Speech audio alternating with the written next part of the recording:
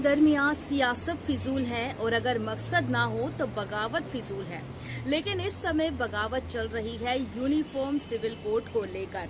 पक्ष के अलग बयान सामने आ रहे हैं तो विपक्ष के अलग बयान सामने आ रहे हैं, लेकिन सरकार की पूरी कोशिश होगी कि इस बार मॉनसून सत्र में यूनिफॉर्म सिविल कोड को पास करवा लिया जाए। जिस तरीके से पिछले काफी दिनों में सरकार की ओर से ये कोशिश की गई है, यूनिफॉर्म सिविल कोड को लेकर वकालत की गई है कि अब देश में एक तरीके का जो कानून है वो चलेगा। प्रधानमंत्री नरेंद्र मोदी की ओर से भी साफ तौर पर यह कहा गया है कि एक घर में एक प्रकार का कानून चल सकता है, दो प्रकार के कानून नहीं चल सकते हैं। तो वहीं 3 जुलाई को संसदीय समिति की जो मीटिंग बुलाई गई है उससे कहीं ना कहीं साफ है कि जो मसौदा यूनिफॉर्म सिविल कोड को लेकर दिया गया है संसदीय समिति को, उसको लेकर बैठक होगी, उसको लेकर बातचीत होगी कि यह मसौदा कहां तक पहुंचा है और बिल को लेकर तमाम जो चर्चाएं हैं, क्योंकि ये बिल पास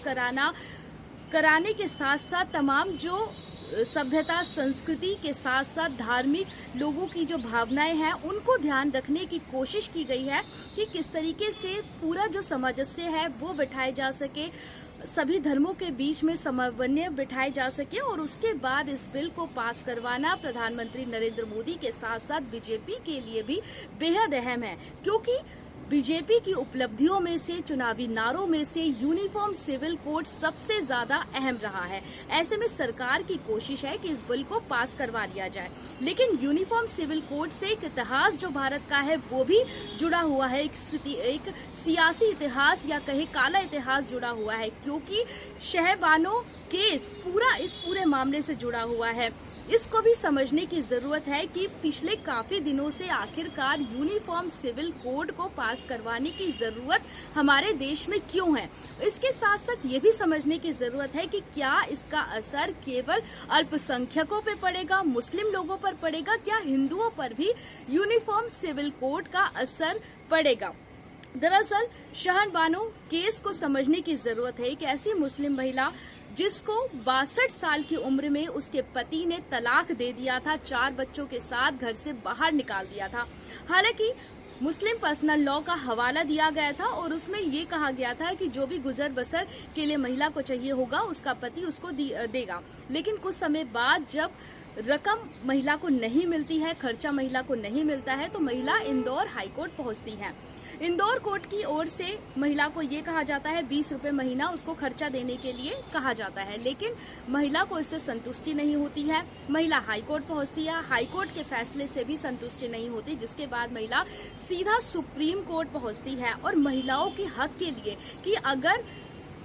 पति तलाक दे दे तो महिला का खर्चा कैसे चलेगा, वो अपने बच्चों को लेकर कहाँ जाए। इस पूरे मुद्दे को लेकर सुप्रीम कोर्ट की ओर से एक ऐतिहासिक फैसला 1985 में आता है। सुप्रीम कोर्ट की ओर से महिला को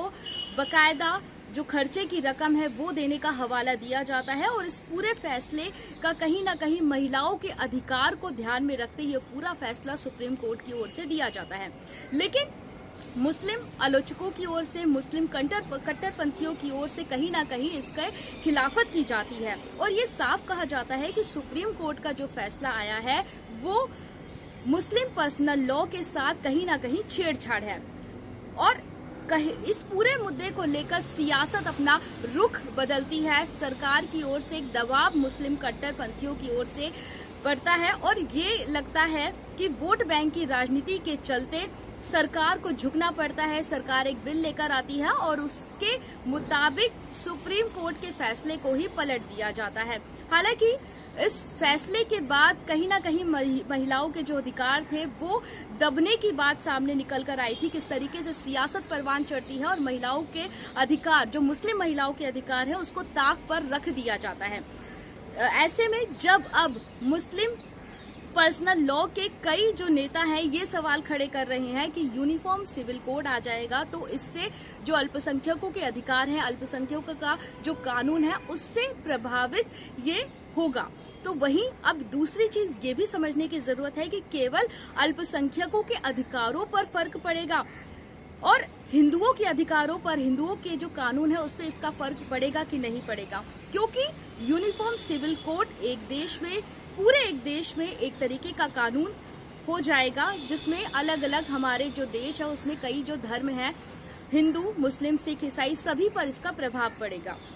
ऐसे में ये जानना भी जरूरी है कि क्या अल्पसंख्यकों पर इसका प्रभाव पड़ेगा या हिंदुओं पर भी पड़ेगा। दरअसल हिंदुओं में भी कई सारे जो एक्ट हैं उनका इफेक्ट देखने को मिल सकता है, क्योंकि दक्षिण के जो राज्य हैं वहां पर यह होता है कि कजन मैरिज का प्रचलन भी है। हिंदुओं में ही जो कजन है उनके साथ शादी हो जाती है, लेकिन अगर यूनिफॉर्म सिविल कोड लागू हो जाएगा तो शायद